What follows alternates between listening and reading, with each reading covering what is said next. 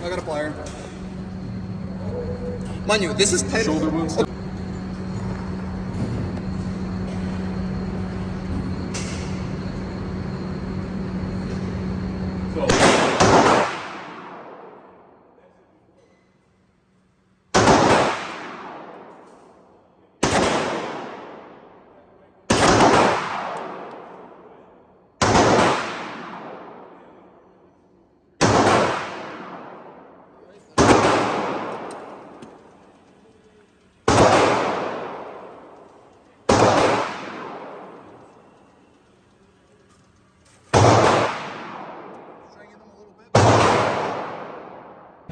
Leaving the range, just want to get some thoughts out.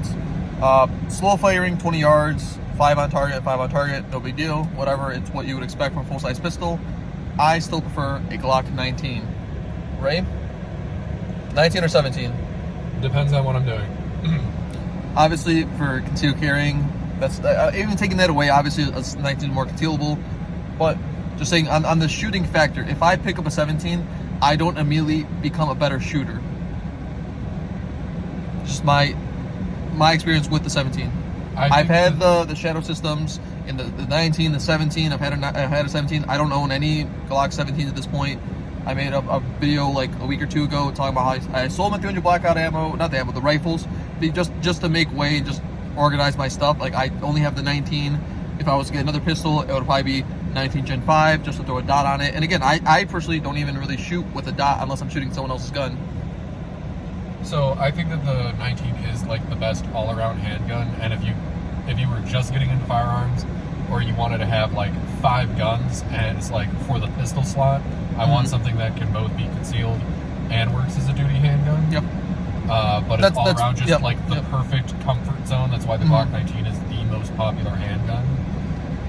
Which I don't know. Again, obviously long term, but like as far as like this current year, I like as far as like what people are buying to conceal, I think people are leaning towards smaller pistols now. But as far as like again, like you said, like the fuller size. It's been kind of a weird like downturn where it's like, all right, we have the Glock 19, and then people made stuff that was smaller than the Glock 19, like the Glock 26, and they're like, but that doesn't hold enough ammo. Yep. And so they tried to cram extra rounds in there, and it started with like the Springfield Hellcat back in what was it, like 2018, 2019.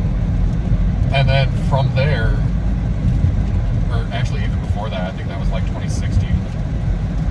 But I think currently now, like as far as like the go-to concealed carry pistols, like the SIG 365 XL, yeah, that's like the new hotness. But again, that's I'm kind still of my point. Yeah.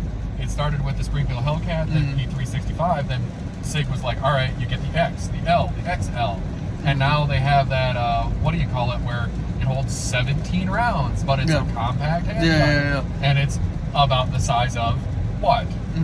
A Glock 19. Yeah, and again, all I'm saying is, obviously, there's like higher end pistols I can shoot better with. And again, you've seen the channel. I'm not an incredible shooter by any means, and this is slow firing, so it's not even like rapid doing drill. I'm saying if I just pick up a pistol, I'm trying to be accurate with it. If I pick up a Beretta, if I pick up a like Glock 17, a full size like a duty pistol, it's on par. It's about the same as as well as I do as I am shooting a Glock 19 with those pistols. So again, I'm not saying that makes the Glock 19 better. Obviously, I think it's as mid as like a pistol can be. The iron sights I switched out of the box. The trigger, I wouldn't switch out the trigger, but the factory trigger is mediocre. Just facing facts, it is mediocre. Nothing special about it. It's just fine. Plastic, fantastic. I'm sticking with it. Final thoughts, Ray? I personally believe that the Glock, just in general, like whether it's 9, 44, 45, 40, what have you, and whatever like size you want, it is the like starter pistol because it doesn't do anything fancy, and they can be overpriced, but they can also be at a decent price. But all things like working out, it's like it's a good, reliable pistol with a massive aftermarket that you can get for a decent price. It doesn't do anything like super fantastic. It's not super contoured. It's not the most amazing thing ever. Yes, for sure. It's literally the starter pistol in like a video game is the way that I would put it. Yep. But it it also falls into the category of if you throw some good upgrades on it, like, oh, put some better sights on it, put a dot on it, you know, then it bumps itself up and fully upgrade the starter pistol. Again, me personally, I'm not saying like, oh, you want to become a better shooter, just put a dot on your pistol and you're there. Like for me, again, obviously whatever, like as far as like the red dots are out there, they're all great. Even like the Chinese Hollow Sun, the higher end Trojan kind of red dots, there's endless good options that are very reliable. But as far as me personally, as far as on your carry pistol, just sticking with iron sights. If I get the Gen 5, I'll change my tune. I'll be like, oh, you know what, guys? I was wrong all along. You need a dot. Because obviously, again, if we're talking about outside of target shooting, just self-defense, getting shots out as quick as possible, obviously red dot makes sense. And then we were talking about like where to zero, what other red dots can you try out. Again, it's just keeping it simple. I agree. The Glock. The one thing that I would say is for specifically concealed carry. Yeah. For a dot, I really like. I believe Hollow Sun has a self-charging sight, but it's in a closed emitter, and that solves any issues you would have, like lint buildup and possibly obscuring the emitter. Yeah. Other than that, it comes down to like if you can conceal carry a full-size Glock or a Glock 19, a dot shouldn't, in theory, get in the way. No, but everybody's built different. Everybody's, you know, where you carry also. As far as like me, yes, obviously, like adding that, it would dig into my side a little bit, but it's not make or break for me with the red dot. Outside of me personally, I'm saying for the average person, if you throw a dot in your pistol, are they going to torque it to spec? Are they going to put a little mark to make sure that is not walking? Are they going to make sure their batteries are fine?